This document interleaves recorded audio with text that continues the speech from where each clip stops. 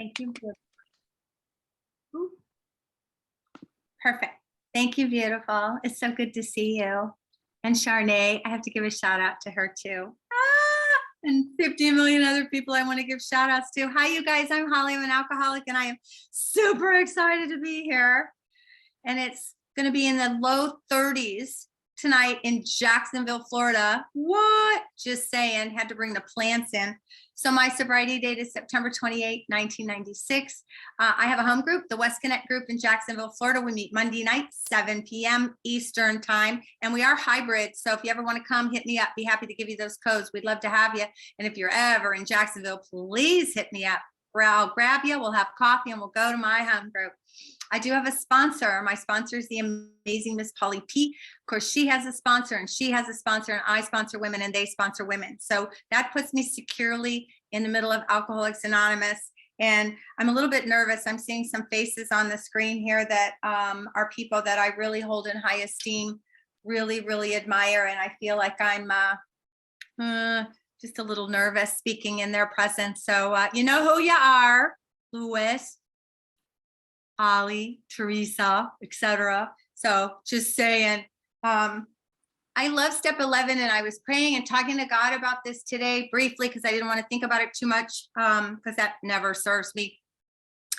And I was thinking about how incredibly grateful I am for my life. And I am not rich. I am not famous. I'm certainly not getting any younger. You know, I have a little yellow house in Jacksonville, Florida. I've been divorced for 26 years. I'm over 60, postmenopausal, divorced alcoholic woman. What? And yet I am grateful. And the reason that I am filled with gratitude is because of the relationship that I have with God and how that shows up in my life. And I want you to know I am not a person that sits on a pillow cross-legged, burns incense, and has a spiritual experience with God. It doesn't work like that for me. The way that God works for me is touching you. And I don't just mean alcoholics, I mean mankind. You know, I am tasked. And it took me forever. I'm running around in Alcoholics Anonymous in the early days trying to figure out what God's will is for me. What's God's will for me? OMG, like I'm playing The Price is Right, right? If I pick the wrong door, I'm going to get the wrong prize. So I got to pick the right door and I'll live happily ever after. So God's will, my mom's will, my ex-husband's will, oh, lions and tigers and bears. And then all of a sudden, somebody pointed out to me in step 9 in the big book, what? It says our real purpose is to fit ourselves to be of maximum service to God and the people about us. Boom, there it is. One little sentence. And all of a sudden I could set my sails. I had a direction. And step 11 for me has been an uphill climb. I'm going to be real honest with you. It's been an uphill climb. You know, it came into the program and how I experienced God in my life was footprints in the sand, looking behind me. You know, Bob B says we live life forward, we understand it backwards. And that is exactly how I understood God. You know, I live life forward, white knuckling, doing the footwork, doing what my sponsor tells me to do, which made no sense to me whatsoever, but I did it anyway, because they said, if you do it, things are going to get better. Okay, I don't understand how cleaning ashtrays makes any difference to my spiritual program, but I did it anyway. And as I did that, my life began to change. And what I mean by that is it didn't get great. I didn't make a lot of money. I didn't have a great marriage. But what happened to me is the inside started to get good. You know, I started waking up in the morning looking forward to my day. Absolutely amazing. But what I want to talk about in the topic that I picked on page 99, I just plucked a little line out of St. Francis' prayer. And that line is, for it is by self-forgetting that one finds. And I want to talk about that tonight because that's been where I've been living in my step 11. And, you know, when I hear a lot of people talk about step 11, they all talk about prayer and meditation, prayer and meditation. You know, we think step 11, that's the prayer and meditation step. Well, that's half. That's half. But the second half has been the spotlight of my 11th step. I've got prayer and meditation. I pray all the time. I mean, I chat up God sometimes formally on my knees every morning, every night, always, right before I speak. I'm on my knees. But I chat up God all day long. And then meditation, I do formal meditation. I'm a Deepak Chopra fan. I love it. I don't know if it's because it's the dialect, the language. I love the accent, as well as the message, but it seems to quiet my mind. So I do a formal meditation every single day. That's all fine. Everybody can find their own little practices in that, right? It's very, very individual. But what about the second half of step 11, praying only for the knowledge of his will for us and the power to carry it out? What? You know, that little second half of the 11 steps sat there for a lot of years with me not really paying attention to it until about 2018. So I want to talk to you about that. I'm going to tell you a little story, and I'm going to tell you how that is manifesting in my life today. In early 2018, I got bad news, and here's how this went down. I have a baby sister, one sibling, 4 years younger than I am. I originally came into the program in February of 1981, following my mother in, who was 3 days sober. My sister came in a year after that in 1982. So the three of us were all sober. I was sober for 13 and a half years and let the world and the third dimension distract me, and ended up picking up a drink, scared me to death, absolutely terrified me. And I ran back to the rooms, and I've been back for, solidly 27 years. It was a hiccup, a very scary hiccup. But one baby sister. So she comes into the program while she's in college. She had no chance. Mom and I were both a year sober when she came in. She's getting a degree in journalism at Baylor University in Texas. She's beautiful, successful, doing great. In her late 20s, she started losing jobs because people were talking about her and nobody liked her, over and over and over, until she was diagnosed with schizophrenia, which began to progress. In her late 30s, she was falling down all the time, and they thought it was from the psychotropic drugs that they were giving her for the schizophrenia. No. In her early 40s, they finally figured out she had MS. So how MS showed up in my sister's life, and I don't know if you know anything about multiple sclerosis, but it's scar tissue that begins to form on the brain, and wherever that scar tissue forms affects things. And for my sister, it affected a lot of her right side, and especially her right leg. She would drag her leg, mobility was difficult, and as a result, she gained a lot of weight. She became very, very large. She walked with a walker. It was very hard for her to get around. She was very, very slow. And then add schizophrenia. She'd be crossing the street really slow, and then squirrel, she'd go off to schizophrenia and then just stop. You'd have to be like, giddy up, Helen. We used to say if you go to a restaurant, she'd make it in time for dessert. I can say that. She's my sister. Anyway, she was very, very slow. And what happened by the time she was in her 50s is she was living at home with my parents, my mom and my stepdad, unable to live on her own, hadn't been on her own for a decade. And at this point, she's laying in bed all day. Her mobility is gone. And she is laying in bed and she's staring at the ceiling all day, listening to the radio. And then she'd get up and go into the kitchen for meals and then go back and lay in the room and stare at the ceiling. She had zero quality of life, and she starts not feeling well. And I know this is a long story, but I promise I'm getting to a point. So my mother says, I'll take you to the doctor. Let's see what's wrong. And in her mid 50s, my mother takes her to the doctor, and she has stage 4 breast cancer, and it's everywhere. And my sister got mammograms every year. My mom calls me and she says, your sister has stage 4 breast cancer. And I got angry. I'm in the shower. I'm talking to God. I don't know about you, but I chat up God a lot in the shower. I don't know if it's because it's the morning, I'm naked, vulnerable, what, but we talk well in the shower, and I'm mad. And I'm talking to God, and I'm like, you got to be kidding me. Really? Schizophrenia, MS, and now stage 4 breast cancer. Now we have different fathers, and this is all her genetics. I have none of this in my genetics. Now I want you to know, I am the bravest woman I know. And I'm telling God, why didn't you give it to me? Give it to me. My little baby sister is naive. She is precious. She is sweet. She idolizes me. I walk in the room and her eyes light up. She thinks I walk on water. She thinks I'm amazing because I've had husbands. I know, 2. Because I have children. You see, she doesn't have any of those things. She never has. That schizophrenia came on in her mid 20s. My sister's had none of those things. She's not had relationships, let alone a marriage. She's certainly never had children. She's never had her own home. So she thinks I'm amazing. She's precious and innocent and sweet and kind. Why not me? Give it to me. I can walk through anything. And I was angry. And I'm here to tell you that I could go places and I could say to people, you know, my sister has stage 4 breast cancer.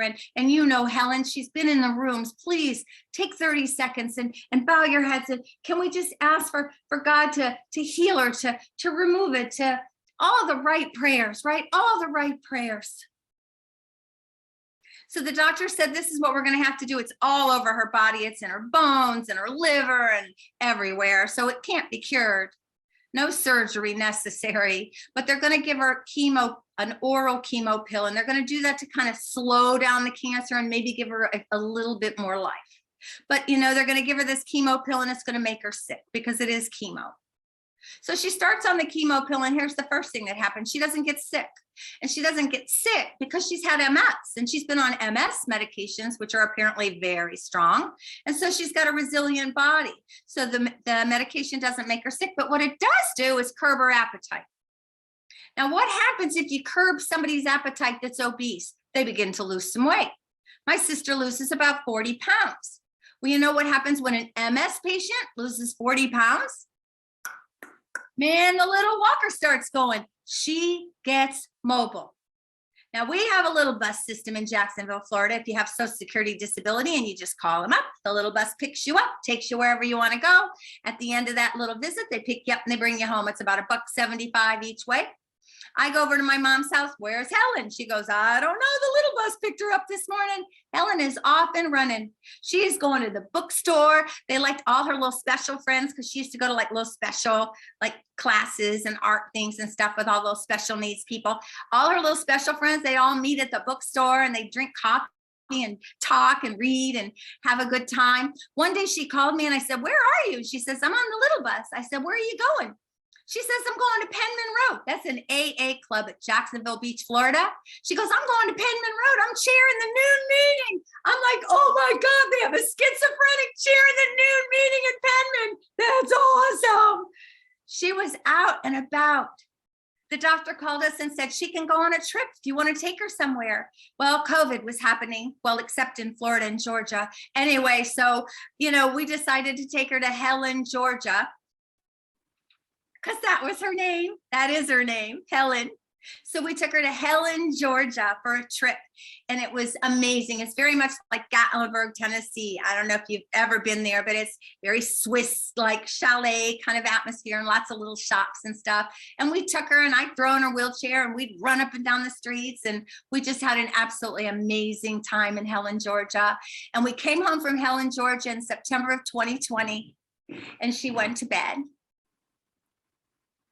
The family went over for Thanksgiving, but we had to promise her we wouldn't make her eat. She was worried about that. And my sister passed away on December 10th of 2020. And the reason that I tell you this story is because my sister for 2 years had an absolutely amazing quality of life. Amazing. She got out. She got around. She got to go to AA meetings. She got to go to her church that she liked to go to. She got to see all of her friends in bookstores. She had happy 2 years. And then she passed away in a hospice bed in her own room in my mama's house where she lived with all of us around her. And why do I share this story? Because it says praying only for the knowledge of his will for us and the power to carry it out. What? Do you know why my sister had an absolutely amazing final 2 years of her life? Because she had stage 4 breast cancer. That's why. And do you know, when she got that diagnosis, I would have prayed it away. I would have prayed it away and thought I was doing the right thing. And it was in that experience that I realized that I don't know anything. I know nothing. I just think I do. I think I do. I have opinions, and I'm a human being. I'm a woman. I'm over 60. I'm postmenopausal. proposal. I have a lot of opinions. I have opinions. But if I make those opinions truths, I'm not living in step 11. I'm putting self first. I'm believing that my truths are more powerful than God's. I had no idea the extent of that until my sister's illness. You know, I believe that nothing, absolutely nothing happens in God's world by mistake. And the first time I read that, I thought, you've got to be kidding me. All the things that have happened in my life, you're telling me that was God's idea? That is not what that says. What I want to tell you about my God, I have the most amazing God in the world. What my God does is he takes every human circumstance, every decision we little humans make through our free will, and he finds a golden nugget in it for Holly. He finds something wonderful in it for me. But you know what? I have to be looking. I have to have my eyes open, and I have to be willing to see it, which means I got to get me out of the way. I got to self-forget in order to find. It has been the most incredible gift I have ever been given. My sister died to open my eyes to God's will, to the absolute brilliance of the universe.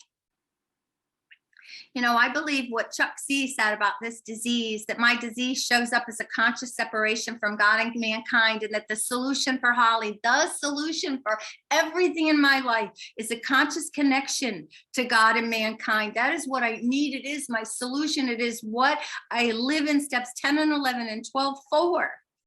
Conscious connection. That the way that I feel God is by loving you. And that love is not something in my head. And very often it's not even in my heart. It just has to be in my feet. It has to be in my feet always. And it has to be a verb. It has to be a verb. And what I've learned about loving is that it's amazing. You know, I thought that if I had to put me aside and love you no matter what, that if I had to do that, it would hurt. It would be awful. It would be self-sacrificing. Ew, who wants to do that? And what I have found is when I am busy loving you, I feel amazing. I'm given the gift of joy. And I'm not seeking it. Isn't that funny? Where's joy? Where is it? I'm looking for it everywhere, and it isn't outside of me. It's in there. It's been there all along. Who knew? And I found it through my sister. And where I'm living in that step now, and how does that apply today? And let me tell you how it applies today, because I think it's really, really important to keep me accountable. And here's how it applies. First of all, it's not just alcoholics, because quite frankly, you are easy to love. Okay? Common peril, common solution. This is love kindergarten. We love each other no matter what. We don't ask anybody, who do you sleep with? We don't ask you, have you had abortions? We don't ask you what voter registration cards you have in your wallet. We don't ask you any of those things in Alcoholics Anonymous. No, we don't. We know where you've been and we know what you felt. We know because we felt it too. And so we just love you, don't we? So I learned to do that right here in Alcoholics Anonymous. And then I'm tasked to take it out in the world. I'm tasked to be of maximum service to God and the people about me. Everybody. And that's a difficult task, it is, because I have opinions. And I'm full circle back to that, aren't I? I have opinions. Well, my self-forgetting is not designated to the comfortableness of the chair in the meetings of Alcoholics Anonymous. My self-forgetting is not about the comfortableness of sitting in the living room with family members around who I know well and know how to dance around. My self-forgetting has to carry me out into the world of the workplace, the DMV, the internet provider, the IRS, the Republicans and the Democrats. Everyone, everywhere. What I have to remember at all times is that my opinions aren't truths. You see, if my solution is a conscious connection to God and mankind, that's my solution. That is an established solution. You don't believe me? Read your big book. Every other page says work with others. What? Work with others.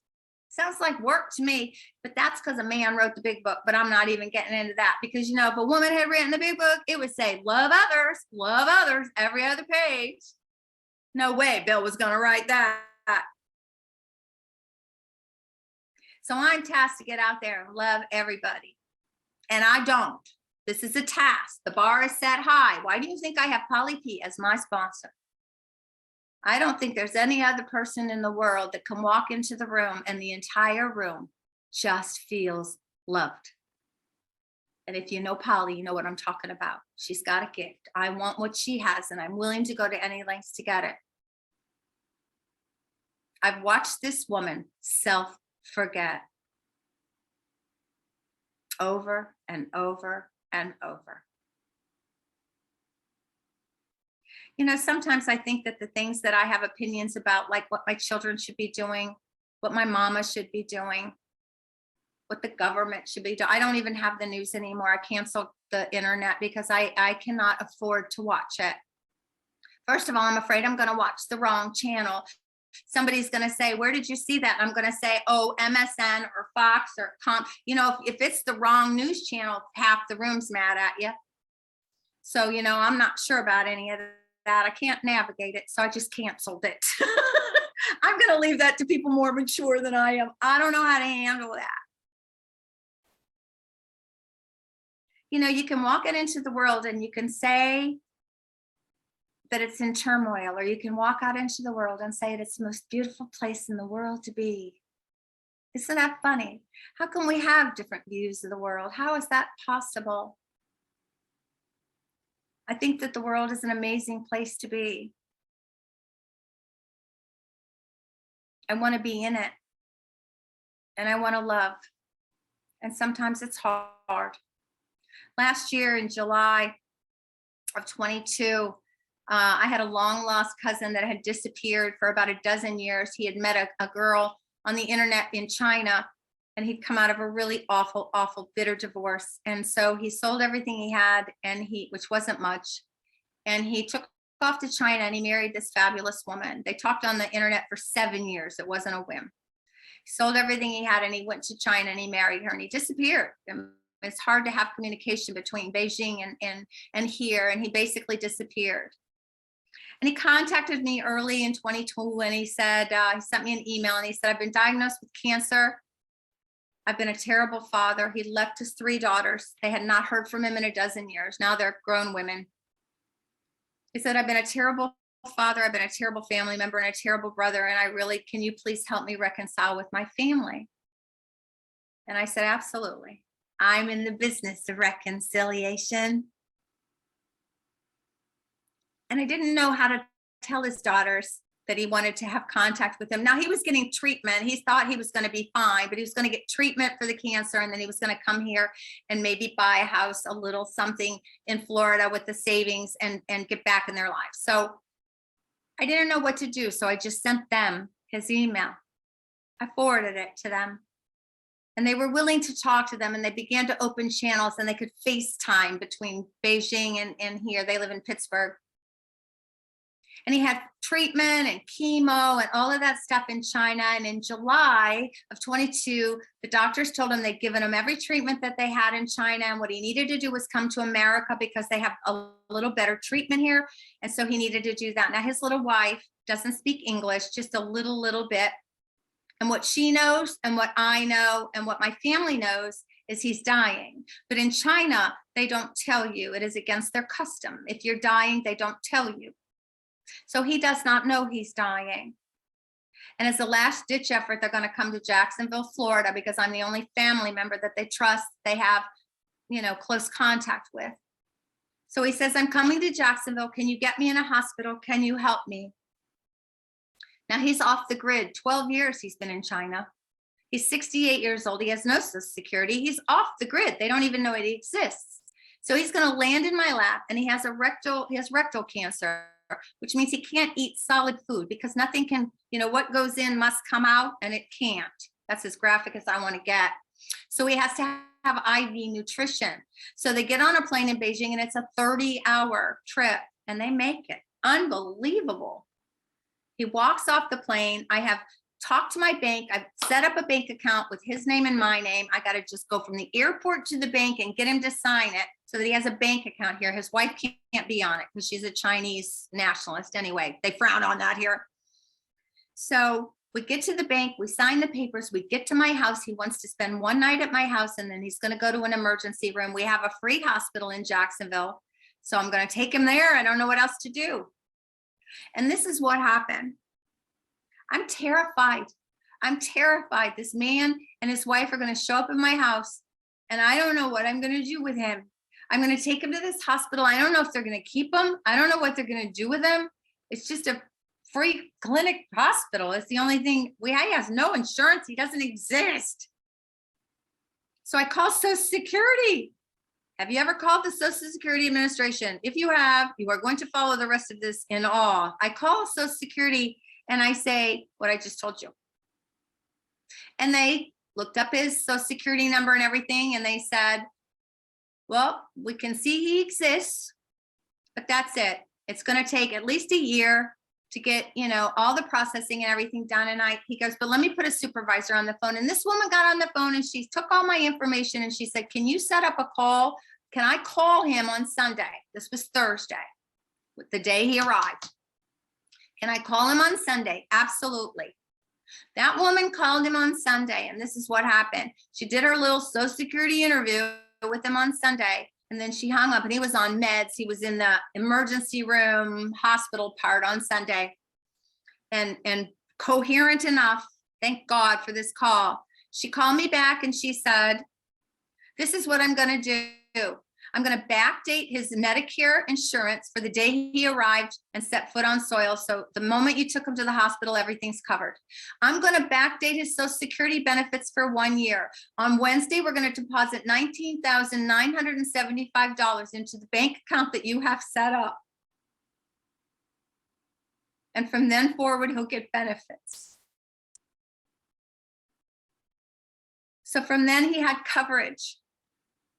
He was in the hospital for 2.5 weeks. He got COVID. His wife got COVID. All the families flying in. They're all going to see him. Everybody's reconciling. 6 brothers and sisters in that family. They all came in. I had everybody with COVID in my house. Everybody's walking around with masks. I never got it, by the way. Back and forth to the hospital. Dog and dog care every day. I'm just back and forth, trying to take care of the wife. She's got COVID, but not admitting it because she wants to stay in the hospital and be with them. They knew, they let her. They got him in hospice for the last 3 days while he was on COVID, and he died. 3 weeks from the day he arrived, he died. July 7th, he arrived. July 28th, he passed away. When he passed away, I was able to write each of his 3 girls a check for $5,000. The rest was used for his cremation and his wife's stay and all of that. But all 3 of those girls who had not seen their father in a dozen years, all reconciled with him, held his hand, and those 3 girls were around his bed in hazmat suits when he breathed his last breath. Now, the reason I share this story with you is because I want you to know that I was terrified through that entire event. Terrified. And every single day I wanted to pack a bag, get in my car and hit I-10 and just go west. The power to carry it out. The power to carry it out. It was one of those moments where I had to put the entire program in my feet because nothing else wanted to participate. Trust me. I knew I was going to get COVID. I knew everybody was going to get COVID. We're breaking the rules in the hospital. I'm trying to feed everybody in my house, back and forth to the airport. People are crying all around me. My little 86-year-old mama's trying to go back and forth to the hospital in a wheelchair driving. It was terrifying. And what I had to do was take every opinion I had, everything I thought about anything, and put it away.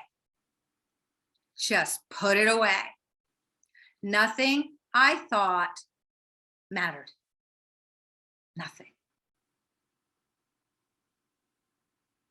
I look back on that time now, and the whole family healed. All of his brothers and sisters got to spend time with him and say goodbye. His daughters all reconciled. The only way God could work on that situation is if I got out of the way. My best thinking, my thoughts and ideas, what I might think is good for you or good for her, or good for him, what I might think is right, would have been a hindrance, would have been a detriment. And I only know that on the other side. The only way that I can feel God, the only way that I can touch God is to stay out of the way, to put aside my opinions. Never, ever, ever make them a truth. Because the minute that I make an opinion a truth, anyone who doesn't share that same opinion is now distanced from me and disconnected. Our real purpose is to fit ourselves to be of maximum service to God and the people about us, all the people about us. And to do that, I have to set aside my rights, my ideas, my institutions, set them all aside and put my hand out and touch the hand of God when I touch yours. Thank you so much for having me. This has been an honor and a pleasure.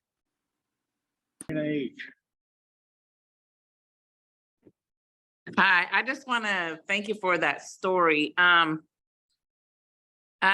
not at step 11, I'm at step 8. I haven't started it yet, but how did you get to the point, Holly? I think your name's Holly, right? I don't want to misinterpret things. How did you get to the point where you just totally decided to like put God first? Because I'm in the stage of putting God first and joining a new church and everything. And I just want to make sure I don't put my opinions or thoughts in mind with my family. I just want to do what's right and walk in the will of God and to do what I have to do. But I commend the stories that you've put up front of us and everything, because that is just nothing but God. God is the one that gave you the strength to get through it and to do what you had to do for your sister as well as your brother. I think you said it was your brother. But I just want to ask how do you allow yourself to be used by God? Because it's like, I want to do service, but I don't know what to do. I don't even know where to start. So I guess that's my question. Thank you. Thank you, Raina. I'll tell you that I don't have any insider knowledge. I just do what's in front of me to do. But I'll tell you the most helpful advice I was ever given, and I practice it as much as I can. I like to say always, but it's not true. And it is what I call the shut up paragraph, which is found in step 10. And it says, now we learn to practice self-restraint. When I'm around family, when I'm in situations and my little brain is coming up with wonderful things to say, I have learned not to say it. Just listen. Listening is probably the most amazing thing ever, especially if it's like your mom. Just saying. Thank you so much, Raina. Anne, come on up. Hi, Holly. Thank you. Thank you very much. That was just amazing. I think my question was very similar to Raina's. what I was wondering is what you tell yourself, and I think this is what the shut up prayer, in the moment that you're going through all of this insanity, what you say to yourself at that point in time, knowing that in the past things have worked out and you just have to get out of the way and let God. And that's happened to me several times. And I always sit back and say, oh, geez, why didn't I just let it go? But in the moment, what do you tell yourself to convince yourself that this is going to pass? Like, if you get angry at something that's happening and you don't have the foresight to see down the road, I just trusted God and everything was fine. But a lot of times there's that moment or moments where it's hard to see that and to make that. So is there something, and I think you answered it kind of, is there something that you do or say or just have in yourself to know that it's going to work out? I hope that makes sense. I know what I'm saying, it's just in my head, but Yeah, no, that totally makes sense. And I totally get it. And yeah, I have a mantra I tell myself all the time. You may be wrong. I tell myself that all the time. You may be wrong. What I see is not necessarily the truth. right. And I have to say that to myself. It Right. might not be that way. It looks that way. It looks like she was just completely rude to me. But it might not be what's happening. And I think about this. I think about the story of the waitress that the server, I'm sorry, I'm dating myself with old terminology, but the server comes up to you and she's rude and she forgets your stuff and she doesn't bring the sauce and and it's the worst service ever. And she's got a bad attitude and she's not even listening to you or paying attention to you. And as you're walking out of the restaurant, you hear one girl saying to another girl, it's so sad that her son's in the ICU and she has to be here tonight in order to pay her rent. That kind of thing is what I tell myself when I want to hit somebody.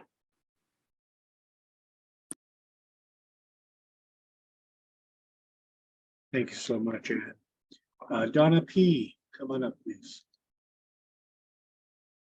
Hi, everybody. I'm Donna and I'm an alcoholic. I'm so happy to be here. And I'm shocked that I'm here. I just picked up my sponsor's message. I know she invites me to this every week. For some ungodly reason, the timing worked out.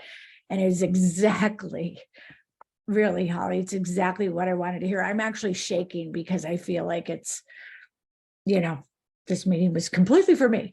But I am in my first year and things have been, I'm semi-retired. I moved away from my kids and now I'm back with my kids for the holidays. And oh my God, I'm in trouble. Like I am so in the way. I am so in the way. And it's so easy when, you're alone, but now I'm in the way. So I guess my question is, because I've got a bunch of 20-year-olds, 4 of them, and they all have issues, and I need to understand what's the difference between stepping up and stepping aside. I am in constant, I guess because I'm in the program right now, I'm not speaking. I mean, I'm trying to hold back. And right now I look like a crazy person when normally people expect me to respond to something. And now I'm just like, I just look at them with bug eyes, just trying not to speak and mess everything up. But, sometimes it's working, sometimes it's not. It's so crazy right now. But, I don't want to not be there, but at the same time, when I'm there, I'm in the way. I guess my question is, how do you know the difference? Well, Donna, I don't always know the difference. Sometimes it's after the fact that I know the difference. My house is too filled with kids, and they're a little bit older than your, 20s, and my oldest is 32. Everybody's married now, so I have all the girls, right? And I don't know. It's amazing. It just brings me to tears to think about it. It's amazing. I sit in their midst, and whatever they want to do, I'm excited to do it. Whatever they want to watch, I'm excited to watch it. I've watched every Marvel movie. I play every board game. I've learned board games in Chinese because my oldest daughter-in-law is from China. My other daughter-in-law is from Scotland, and she's deaf. It's nuts. But whatever they want to do, it's going to be amazing. I tell them they're fabulous.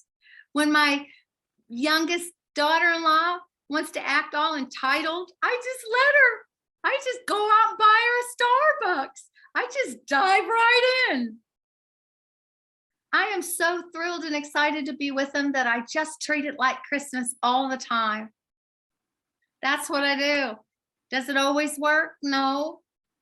But they love me and I love them. And isn't that really all that matters? Yeah. I probably drive them nuts. I don't know. Thank you so much, Donna. Howard and Kathy, please come up. Thank you, Philip. Kathy, alcoholic. Thank you, Fellowship of the Spirit. Thank you so much, Holly. You are such a wee breath of fresh air. You're a wee dote. My question for you is, do you use prayer and meditation to, I don't like to use the word find out, to get God's will, or is it like all separate? Does that make sense? It does make sense, Kathy. And no, I don't use prayer and meditation to get a memo from God. I don't get them that way. I mean, some people do. This doesn't work for me that way. I just know that if it's love, it's probably God. And if it isn't, then it probably isn't. It's like just that simple for me. I can't say that I get up every day and I know what God's will is and I go and do it. It's blind faith. I get up every day and I get out of my head as quick as I can, and then I just go do whatever it is that I'm signed up to go do for the day. And I put a big smile on my face. And I try to tell everybody that I like their hair, or I like their dress, or those are fabulous shoes. And sometimes I cry. I don't know if that helps. Thank you so much, Kathy. Calvin S., come on up, brother. Hello, everyone. My name is Calvin. I'm an alcoholic. And thank you so much, Holly, for a strong message. You know, I was thinking as you was talking about the two stories about, your sister and your cousin, and I was thinking about, I've had that same experience, right? I had a close friend of mine in AA for a long time, and she had MS, and everybody on this meeting kind of knew her. And no matter what, right to the last breath, she had a peace about her because she was grounded. I had never seen nothing like that. Then I watched Don Majors pass, right? And he broke his collarbone riding a bike in hospice. And it lets me know that we can have joy right to the last breath we take. And the story you told about your sister touched me the exact same way. And your cousin. That's a profound story. And when you talk about life lived forward, seeing backwards, as we go through things to the other side, we get to see exactly what we've been through and why we went through it. But you can't see it till you get through it. That was profound. I mean, you said some things that really touched me tonight, and I just wanted to say that. Thank you. Thank you so much, Calvin. Steffi, come on up. Thank you. I'm an alcoholic. My name is Steffi. I want to say thank you so much, Holly. And thank you to my friend who called and reminded me about this meeting tonight, because I always forget it's happening. But I just, I don't have a lot of questions, but I listen to your sponsor all the time. She's amazing. I listen to her all the time on YouTube. And I was listening to you tonight, and an assignment that my sponsor gave me many, many years ago, and it's one that I give my sponsees, and it just kept hitting me over and over again, is to apply the 10th tradition in your life. We ought not have opinions on outside issues. And anything outside of what's going on inside of me is an outside issue. And I love that this program teaches us that, because I can practice these traditions as well as these steps and these concepts in my life. And the freedom is amazing. So thank you so much for sharing with us. Oh, it touched my heart very, very much. Thank you. Thank you so much, Steffi. Nanad, come on up. Hi, everybody. My name is Nenad. I hope you guys can hear me. It's showed my internet is unstable, but I just want to say thank you, Holly. I loved how excited you get when you talk about God. It shows through you. You have such a wonderful smile and energy about you. But my question is this: so getting out of the way and doing God's will, but my feet still have to move and take me to places and do what in my head I'm trying to listen to God and do the right thing and be in the right places. I recently just quickly had an experience where I thought I was doing something positive for God's will, and it ended up blowing up in my face. And it was and my character defects came out, and I was triggered, and I took about 5-10 steps backwards with the relations to my children who I was trying to help.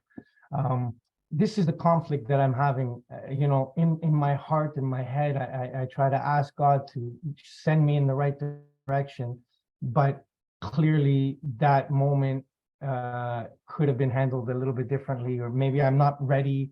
I'm not there mentally stable enough to do that. I'm not sure if you understand what I'm trying to say. Thank I you. absolutely do. And I'll just share a really quick story. My mama used to call me and she would say, this Sunday is a football game. Let's have a party at your house, which means she wants me to, do a cookout, and call all the boys and tell them to be there. I'd really like to see them. I don't get to see them very much. And so what I would do, being the good daughter that I am and how important love is I would call on my kids and I would say, okay, grandma's coming over. We're cooking out on the grill for the football game. And grandma really wants to see you. She doesn't get to see you very much. So I really need you to come over and be there for the barbecue this Sunday. And then all week long, I'd send them little reminders. And, grandma's really looking forward to seeing you. And I love you. And this is going to be a family thing. And this is great. And then the Sunday would come for the football game, and one would show up late, eat a burger and run because he had his girlfriend with him. One wouldn't show up at all. And then the other one would call and say, I'm on my way, and never make it. And my mom would say, nobody loves me. You couldn't even get the kids here. How come you couldn't get them here? And what I thought I was doing was the right thing. Now my mama will call and say, it would be lovely if we could get everybody for dinner. And I'll say, Mom, I'll send out one invite and we'll see what happens. And on Thanksgiving, I had Thanksgiving with Mama. The kids all had other plans. They're all married. They had other plans. And now Mama's okay with it because I stopped trying to please her, please them, do everything I knew everybody needed. I didn't ask them what they wanted to do. I don't know if that helps, but I had to do it wrong in order to learn how to do it right. It's okay. Thank you for your question, Annette. Unfortunately, we've come to the end of the Q&A. For the people with their hands up, if you want to stay after the meeting, maybe Holly can answer your questions. My apologies. I'll now pass the meeting back to Teresa. Thank you so much for allowing me this service.